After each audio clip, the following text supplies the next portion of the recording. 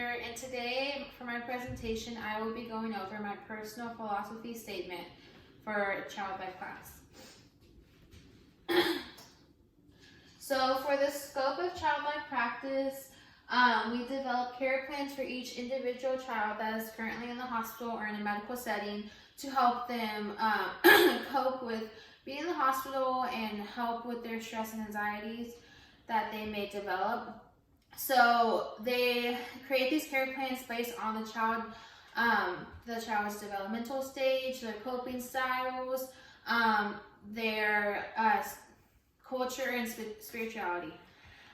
So this also provides opportunity of play. So medical play, which helps the child become more familiar with different medical equipment that they may encounter during their hospital stay, and then also therapeutic play, which helps them with self-expression of their thoughts and feelings. They're understanding like each of the different medical equipment and their all the procedures that they will be going through as well, and preparing them for potential stressful events that they will encounter.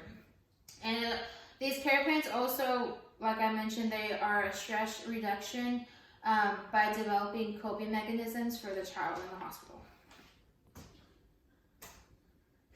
So the impact of illness, injury, and healthcare on parents and patients, and family are, it can affect the families by stress and anxiety of the fear of unknown. So whenever a child and their family is in the hospital for the first time, or just depending on their experiences in the past, it can affect the family because they're fearful of their child, like they don't know what's going to happen with them. And so that can impact the family with the injury or illness that they may have, and family priorities may shift. So for instance, like a mom or dad, like maybe like a mom is working all the time and the dad is staying with the child. Depending on the age of the child, they may stay at the hospital with them, or vice versa. The dad may be working all day and the mom stays with the child. So family priorities shift, and they may take turns. And if they have siblings as well, then they may take on new roles by taking care of like younger siblings if they have any, or doing more chores while their parents are away at the hospital with their other sibling that's in the hospital. So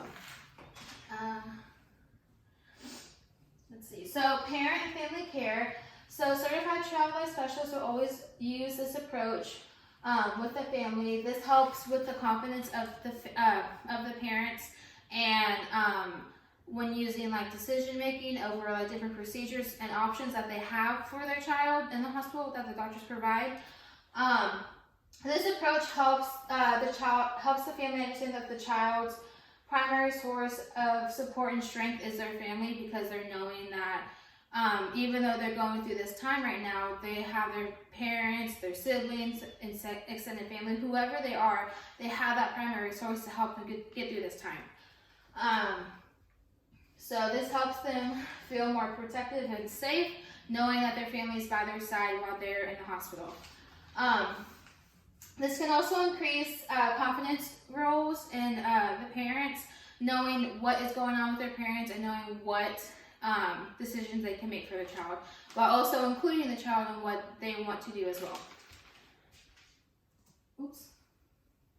Therapeutic play helps to improve emotional development, behaviors, and emotions while the child is in the hospital. So there's different activities they can do, different painting activities, drawing activities that they can do to help them relieve any stress, anxiety, and release those thoughts and feelings, and just express themselves of like their time in the hospital, because they may have all these feelings bottled up, but with this therapeutic play, they can express their feelings of how they feel in the hospital, and they can gain mastery of the environment. So they are, so for example, like an activity with syringes, they may not know what a syringe is, or like they may be scared of it because of needles and everything. So if you do like an activity with the syringe, they can become more familiar with it and understand and gain mastery of their environment by understanding what a syringe does by doing like an activity with it. So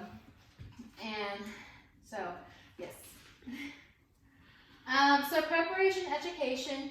So for child life, the preparation education for a child decreases their stressors and anxiety of unfamiliar medical equipment, providing developmentally appropriate information for the child, building a trust relationship with the child, encourages each child to ask questions, and it will help them understand what each different instrument procedure they will be doing to help the child understand more of the different procedures to help them that will make them feel better. So with this, the preparation education is very important because, like I said, the child may not know. They may be new to the hospital. They may be new to the new procedures and medical equipment that they are encountering in the hospital. So the child life specialist wants to help them understand more of like the different, like for CAT scan or different like syringes or an IV bag. They are helping them become more familiar with it with the preparation education. So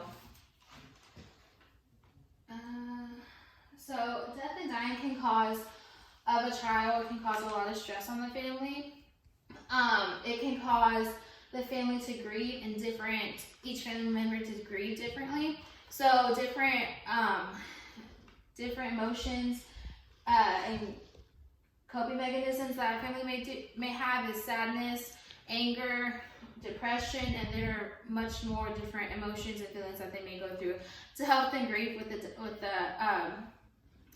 dying of a child, with the death of a child. So, and it is important to know that for the sibling to fully understand what is happening with their sibling that is in the hospital and why why they won't be there anymore. And it's important for the parents to understand that to let them know that their kids need to know what's happening with them and why they're there anymore, so they can cope effectively whenever their child passes away.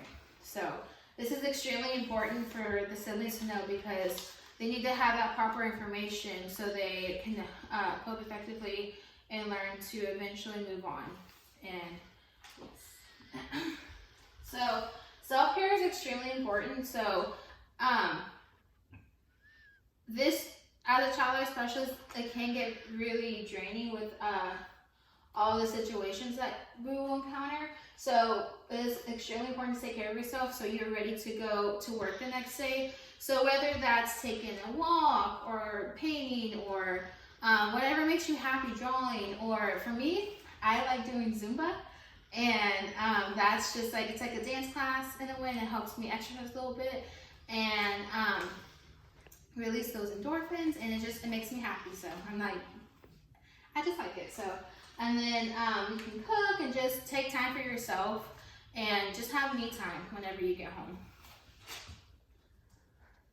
The Association of Child Life Professionals.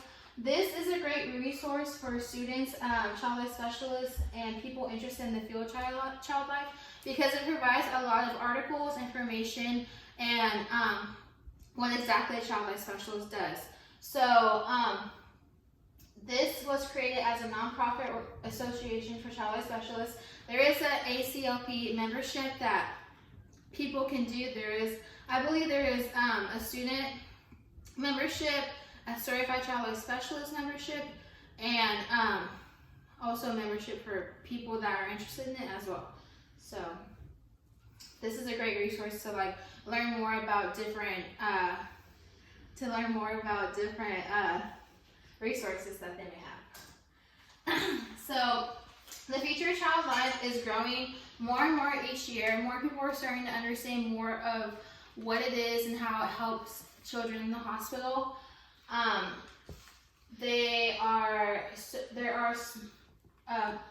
There's further research of different approaches of play and preparation that can change the future. So different, for example, animal play has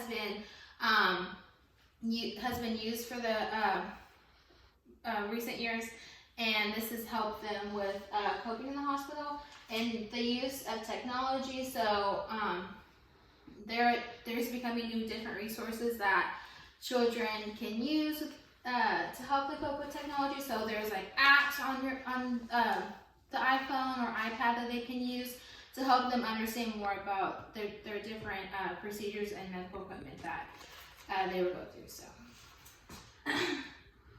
and that is it.